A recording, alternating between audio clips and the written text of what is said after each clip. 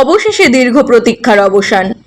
4 মাস বন্ধ থাকার পর রবিবার থেকে ফের যান চলাচলের জন্য খুলে দেওয়া হলো গজলডোবা তিস্তা ব্যারেজের সেতু। এদিন সেতুর আনুষ্ঠানিক উদ্বোধন করেন রাজ্যের মন্ত্রী বুলুচিক বড়াই, গজলডোবা ডেভেলপমেন্ট অথরিটির ভাইস চেয়ারম্যান তথা রাজগঞ্জের বিধায়ক খগেশ্বর রায় ও জলপাইগুড়ি জেলা প্রশাসনের আধিকারিকরা। প্রসঙ্গত, গত 27 এপ্রিল থেকে জীর্ণ অবস্থার কারণে সেতুটি সংস্কারের জন্য পুরোপুরি বন্ধ রাখা হয়েছিল। এতে দীর্ঘদিন ভোগান্তির মুখে পড়েছিলেন এলাকাবাসী। রাজ্য সরকারের উদ্যোগে সংস্কার কাজ শেষ হওয়ার অবশেষে সেতুটি ফের খুলে দেওয়া হলো। তবে নিরাপত্তার স্বার্থে 25 টনের বেশি ভারী যান চলাচলে আপাতত নিষেধাজ্ঞা জারি রাখা হয়েছে। ব্যুরো রিপোর্ট, খবর শিলিগুড়ি। এটা তো শুধু পর্যটনের ব্যাপার না, এটা সমস্ত মানুষের একটা স্বপ্ন ছিল যাতে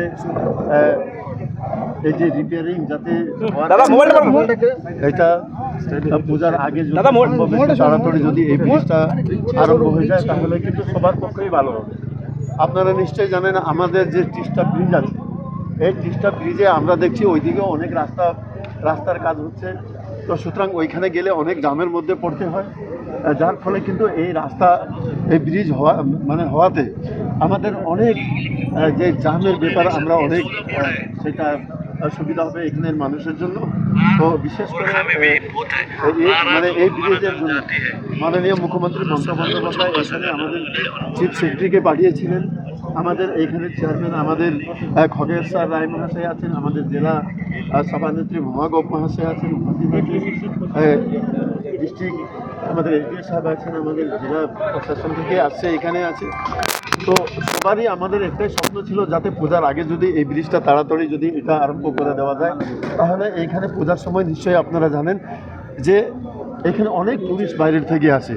তাহলে এই রাস্তা যদি খোলা যায় তাহলে কিন্তু টুরিস্টের ক্ষেত্রে অনেক সুবিধা হবে, কিংবা আমাদের ক্ষেত্রেও অনেক সুবিধা হবে। সুতরাং এটা আমরা গর্বিত যে আমরা এটা সময় মতন, যেটা আমাদের যে ডিপার্টমেন্ট তার দায়িত্ব ছিল যে এই ব্রিজ রিপেয়ারিং করার, এর প্রতি 24 লক্ষ টাকার মধ্যে যে রিপেয়ারিংটা কাজ হয়েছে।